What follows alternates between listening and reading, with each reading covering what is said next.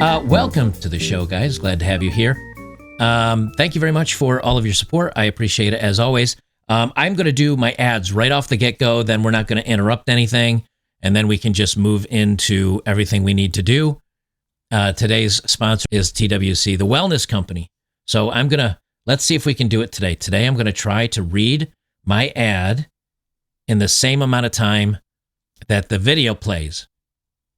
Well, here we go again. It's October. We're on the verge of a historical election, and now there's a bird flu summit. Their playback is the same. Create chaos, bring back lockdowns, and perform medical tyranny. Wake up. This is their October surprise. Last time we were caught off guard, but now we have a proven solution to protect ourselves and our families. The Wellness Company created the medical emergency kit, and every home in America should have at least one of these. They're packed with life-saving meds like ivermectin, amoxicillin, and even a Z-Pack. And it's all backed by experts like Dr. Peter McCullough. Picture this. No more frantic searches for a doctor, no more emergency waiting rooms. Just a few clicks and this kit is delivered to your door. It's times like these. Having your medical emergency kit is a necessity. Protect your family by preparing now. Get your kit by heading over to twc.health/oddmanout and use code oddmanout to save $30. Don't wait until it's too late. Act now. Take control. Ensure you're protected against whatever comes next. That's twc.health. Damn it. Damn it, Jim. So close. That's twc.health/oddmanout. This you'll know if you hit the right website. It looks like this, and use code oddmanout to save $30 plus free shipping. Okay, we'll jump right into today's first craziness. Desperate Democrats use Obama and women to shame men for votes. You know, you think they'd learn. They try to shame us into watching the MCU, the Marvel Universe, once they put these women in control. That didn't work. They try to shame us into the LGHD TV acceptance. That didn't work. They try to shame us to be blue-pilled and marry 45-year-old unattractive overweight women so we can provide for them. That didn't work. None of this stuff works. So now they're going to turn around and instead of actually talking to us like we're adults and saying, hey, what are your concerns that Democrats maybe are missing out on? What is it that we're missing? No, instead of doing that, they're just going to insult us. And quite frankly, it pisses me off. Obama, I'm going to say this right off the top. Obama is the worst president we've had in my lifetime. We had gotten past the problems or many of the problems. Yes, there's always problems with race. There's always some problems. But we had gotten past most of them to the point where like 65% of people voted for the black guy. And then he came in and started trying to divide the nation. And to be quite honest, it's probably because of the 1%ers and the rally they had against Wall Street. And they said, hey, we can't have them hating us. We got to have them hate each other. Let's fix this. Well, Obama's part of that mess. So I'll be quite frank. I hate Obama, and I think he is happy to destroy the country. Well, first clip I'm going to play is the latest ad by the Hillary. I keep wanting to say Hillary because they're both awful. This is the latest ad by the Democrats and by Kamala Harris. Now, hold your horses, everybody. Wait till you see the examples of masculinity they put on display. This guy right here, that's about as masculine as you're going to get. So here's their new ad. I'm a man. I'm a man. I'm a man, man. And I'm man enough. I'm man enough to enjoy a barrel-proof bourbon. Neat. Man enough to cook my steak rare. Man enough to... Okay, I got to make fun of this guy. He's got his hands on his hips like he's like a Vegas showgirl. He got his hands are on his hips like a Vegas showgirl, and he's like, and I'm man enough to bale hay, and seriously, none of these guys are straight. Spoiler alert, none of them are straight. Man enough to cook my steak rare. Man enough to deadlift 500 and braid the out of my daughter's hair. You think I'm afraid to rebuild a carburetor? I eat carburetors for breakfast. I ain't afraid of bears. That's what bear hugs are for. I'll tell you another thing I sure as shit am not afraid of. Women. I'm not afraid of women. I'm not afraid of women. They want to control their bodies? I say go for it. They want to use IVF to start a family? I'm not afraid of families. They want to be childless cat ladies? Have all the cats you want. Woman wants to be president? Well, I hope she has the guts to look me right in the eye and accept my full-throated endorsement. Oh, no. No. No. That is okay. I hope she'll accept my full-throated endorsement. Oh, my brother, that is the gayest statement. Guys, no matter whatever happens in your life, do not ever use the expression, they have my full-throated endorsement as a straight. Just don't do it. Just don't do it. Well, I hope she has the guts to look me right in the eye and accept my full-throated endorsement. Because I'm man enough to support women. Man enough to know what kind of donuts I like. Man enough to admit I'm lost, even when I refuse to ask for directions. Man enough to not ban young women from reading Little Women. Or one of those pants books that the sisters like. I'm man enough to raw dog a flight. It sucked. Not worth it. I'm man enough to be emotional in front of my wife. In front of my kids. In front of my horse. I'm man enough to tell you that I cry at Love Actually. Goodwill Hunting. West Side Story. That and Predator. And I'm sick of so-called men domineering, belittling, and controlling women. Yes, that's what we do, is we domineer and control women. Where have you been for the last 30 years? If this is the new masculinity, no thank you. If this is the Democrats' version of masculinity, I'll pass, thank you. Just so they can feel more powerful. That's not how my mama raised me. I love women. Oh, your mama raised you. How did your father raise you? Because I'm guessing either you had two dads or you didn't have a straight father in your life. I'm just guessing, though. My mama raised me. I love women. I love women who support their families. Women who decide not to have families. Women who take charge. And I'm man enough to help them win. Now, needless to say, this did not go over well. This has been all over the web for the last 2 days. Replies, did he say full-throated endorsement? Someone else, he really said full-throated endorsement. We've reached the singularity where leftist madness and parody meet. The simulation will soon reset and start over. Are we sure this wasn't a parody? I mean, full-throated endorsement. They also mentioned horses. I'm afraid of women. That's why I married a man. Anyway, so that didn't go well. And then they bring out Obama. Now a right-wing angel happens to be a black gentleman who is very much on Trump 2024.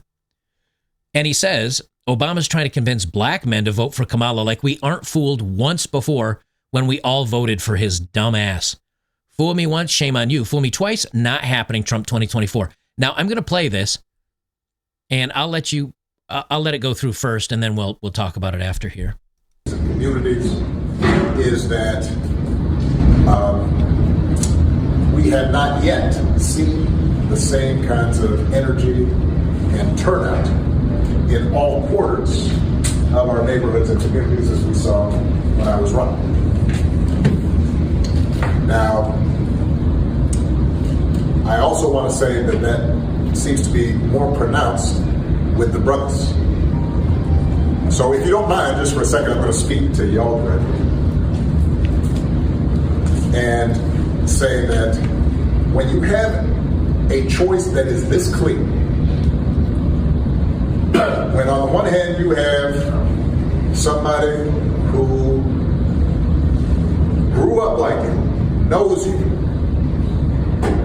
went to college with you, understands the struggles and pain and joy that comes from those experiences.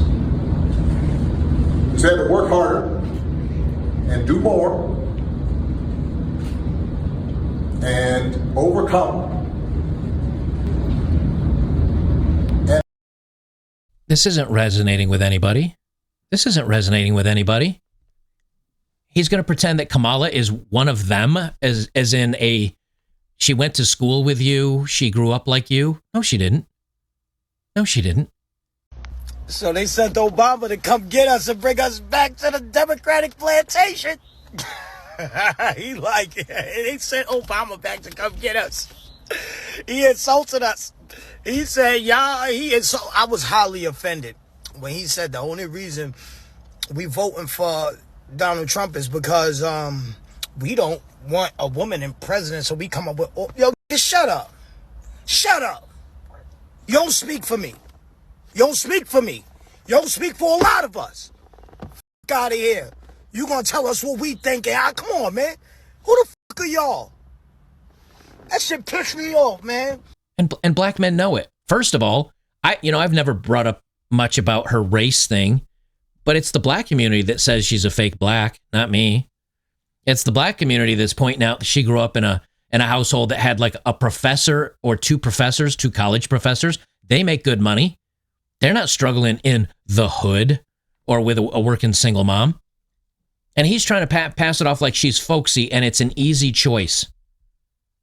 And she's nowhere close. But he specifically came out to speak to the black men because black men are not having Kamala. They've had enough of the boss bitch. They're not feeling it, and they're out. And so now the Democrats, instead of... See, they could have spoken to us, men in general, for the last, 4 years, 8 years, however many years. They could have spoken to us like we matter, but they didn't. They speak to women, and they speak to the LGHD TV, and they speak to everybody but men, and then they call us toxic, and then they call us horrible people. And then specifically, they say white men are the problem. And then all of a sudden, when all these unions and all the men say, I'm not voting for your dumbass, they're like, oh my God, we've got to pander to the men. We need them. Let me close down some of these here. We need them, everybody. Well, let's see how that's working out for them. So now, let me get this in the right order. Now they decide to come for the men. It's very important that men listen up. Now, remember, this is what the leftists and the women and the Democrats have been saying about men, for the last 15 years. Let's check in with The View and see how they think of us men before they need our votes. Line of a dozen women being asked the following question: do we need men? Most answered very quickly, no. And only one said she thought women needed a man in their lives, only one. But when men were asked a similar question, do we need women, most of them said yes. So why do you think that is? Because men are useless. Men are useless. See, we know the reality. We know the reality that the world needs both of us. We need women. We like women most of the time when they're sane. And yet they want to come out and shame us because men still say, well, we like women. And women say, well, we hate men. We don't need men. That's been their view for the last 10 years. That's been their view for the... So what happens? What happens when all of a sudden the men are not cooperating anymore and the men are not being led around by the nose and we push back? Is actually for all men. I think men are in crisis, actually, in this country. I think that plays out different ways. And not all men are in crisis, of course. And not all men are just at home listening to Joe Rogan, being angry or being recruited to fascism. Some just need therapy, like we all do. I go to therapy. That's great. But I think we need to have a real conversation about that rather than allowing this kind of drift toward this faux masculinity that we see Donald Trump evincing. And what I see is... So if you don't agree with their views, they're allowing this drift. They're allowing this faux masculinity. They're allowing you to listen to Joe Rogan and become fascist, but they may not be able... They shouldn't allow it much longer because you're becoming toxic, because you won't listen to them. You won't do what these people want you to do. So you're bad. You're a bad person. You're a fascist. You're alt-right. You're a danger to this country because you don't see the world the same way these women do. And then they say, well, you need to vote for us or else you're toxic. Fuck you. That's not working. That ship, the shaming ship left 5-7 years ago. We tried to listen. We tried to play ball a little bit. We thought you were just having a little bit of a phase. We thought you were just being a little, silly women. But you want to slap down and start saying you're allowing us to do shit? Fuck you. It's not going to turn out great for you. Now this comes from another leftoid. The chyron at the bottom. The Trump campaign's male-dominated culture losing women votes. This comes from a Spitfire. Listen to their panic. They are losing their shit. He says, I'll let them play it so you can hear it. And on what's on the ballot is the definition of masculinity going forward. Is it toxic masculinity or is it a different kind of masculinity? Right. This table is driven by women, and it's frightening. What also leads me to is a piece in the Times today on Elon Musk, speaking of bros, and you are electing Elon Musk if you were also electing Donald Trump. Donald Trump's campaign has raised $300 million. Elon Musk's campaign, his super PAC, is going to raise $150 million. Donald Trump said $500 million. you're getting this guy. Oh, yeah. You're getting the richest guy in the world who controls a major social media platform. It's dangerous. Yeah. It's dangerous. It's dangerous to let Elon Musk and Donald Trump team up together because they have a social media site. Now, Facebook was run by leftists. Twitter used to be run by leftists. Instagram, leftists. TikTok, Chinese. The Washington Post, leftists. The Atlantic, leftists. The New York Times, leftists. ABC, NBC, CBS, PBS, all of it's run by the left. And you have one or two areas that are conservative.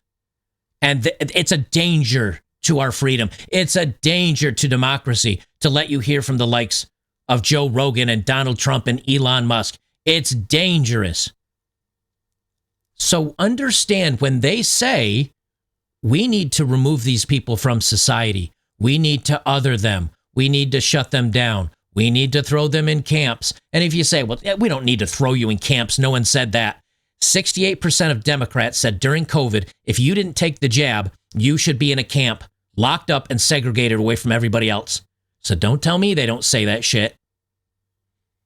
Understand where they're coming with their rhetoric. And then they always project. They always project and say, we're the dangerous ones for everything they're actually doing. Understand the game that is happening. I'll let him continue on. Elon Musk together, and they talk about, everybody should read this piece in the Times. It's Maggie. Listen to her. Listen. Oh, my God. Donald Trump and Elon Musk. Oh, my God. Listen to the faux fear and these fucking liars' mouths.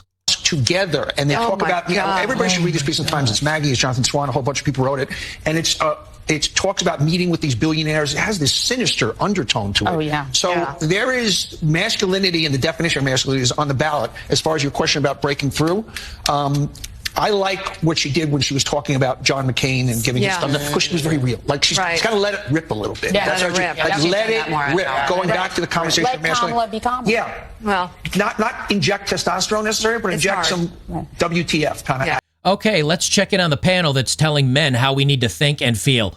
A woman, a woman, a woman, a woman, and boy over here. And they're going to be the ones telling us how we need to think and how we need to vote and what we need to do. Because first you're going to call us useless, and then when we're not doing what you want us to do, you're going to tell us we're dangerous. Well, Scott Jennings pushes back. I do like Scott Jennings. He is on CNN, but he's their counterpoint. He's the guy that's speaking for conservatives, and so far I feel like he's not a fake conservative. I feel like he actually brings up things that I would want to say to these idiots. I'll let him give a response. Let me adjust the volume accordingly. I mean, this is a political party that thinks gender is just a state of mind, and all of a sudden they're like, oh my God, we have trouble with moderate biological males. I mean, who is surprised about this? I think Democratic Party elites like Obama and like others have been viciously attacking Donald Trump since 2016, and everything they've said about him is what they have always said about him. And I don't think it's particularly effective right now. I think their problem isn't attacking Trump. Their problem is finding reasons to give people to support Kamala Harris. This stop he made in this plea he's making to African-American men. I mean, he said today he insulted them. I mean, he first of all admits that they're not enthusiastic about her. He said, you just aren't feeling the idea of having a woman as president, and you're coming up with other alternatives and reasons for that. And I think one thing we've seen about Democrats over the years is that when they can't convince you to do something, they begin to insult you. Obama specifically, when he was having trouble with rural voters in Pennsylvania, go back all the way into his campaigns, he insulted them about their culture and values. I don't think it's helpful to insult a group of people who are already not enthusiastic about your campaign, but I think that's what he did today. The story tonight is they're struggling with men. Obama's insulting men, and they're out saying, well, let's fix it by sending Tim Walz out and hiring Mitt Romney. It's crazy to me. I'm sorry. This is not a campaign strategy to name Mitt Romney the Secretary of State. Are you agreeing? I don't think a suggestion in a report. Exactly. I don't think we should force any candidate to name who their cabinet is prior to even winning. I think So you guys get it. Yeah, I think Scott Jennings is accurate on this. You don't get us back by threatening us. You don't get us back by shaming us. You don't get us back by pandering to us. You don't get us back by anything other than running for the values that we want. And so far, Democrats, these women, feminists, the LGBT, all of them say that white men and men in general are the enemy and that we're dangerous and that we're toxic. And they wouldn't have even brought us up until they realized they're probably 10 points behind in the actual polls, in the betting markets. They're 2 or 3 points down in the various states, which means they're probably behind by 5 or 8. And only then do they come around to talk to us. And this is one of the things that I am obviously not a black man. Wait. I'm definitely not a black man. But if I was, this is what would piss me off about the Democrats. Is they say, we're going to fix your problems, and we're going to come in and fix everything, and we're going to do this for you, and we're going to do that for you. And then you give them their vote, and then they disappear for 4 years. Or they let illegal aliens come in to take all of our jobs, but yours as well. And then they lie to you dead in your face. The border's secure. Inflation's not bad. You have plenty of money. The economy's better now.